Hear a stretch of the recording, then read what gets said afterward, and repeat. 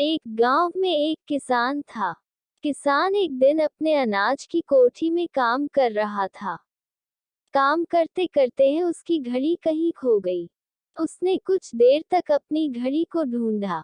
घड़ी नहीं मिली। मायूस हो गया, और मायूस होना सही भी था। उस घड़ी को किसान के पिताजी ने उपहार स्वरूप दी थी। उस घड़ी से किसान का काफी लगाव था। एक बार फिर अपनी घड़ी को ढूंढने की कोशिश करने लगा। अनाज की कोठी में बहुत देर ढूंढने के बाद भी घड़ी नहीं मिली। हताश होकर कोठी से बाहर आया। उसने देखा बाहर कुछ बच्चे खेल रहे हैं।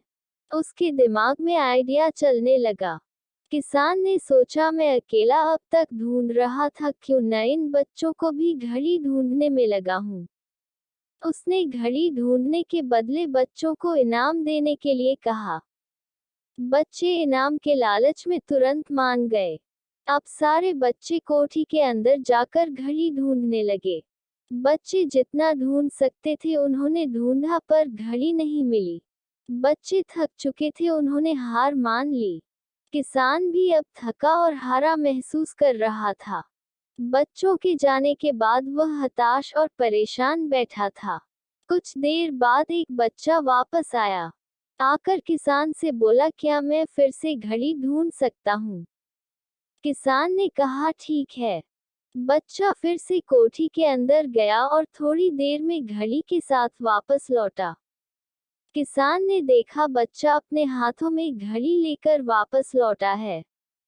किसान को खुशी का ठिकाना ना रहा।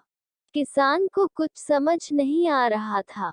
जिस घड़ी को उसने इतनी देर ढूंढा और इतने सारे बच्चों ने ढूंढा, उस समय वह घड़ी नहीं मिली, अब कैसे मिल गई? उसने बच्चे से पूछा, तुम्हें ये घड़ी कैसे मिली?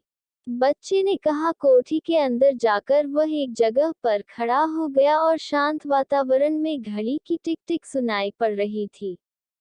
मैंने घड़ी की टिक टिक की आवाज की दिशा में ढूंढना चालू किया और घड़ी मिल गई।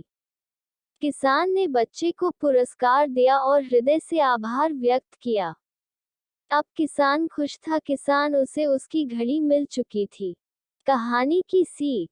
इस कहानी से हमें सीख मिलती है, शांति हमारी सफलता के लिए जरूरी है। शांत चित्त रहकर ही हम सफल हो सकते हैं।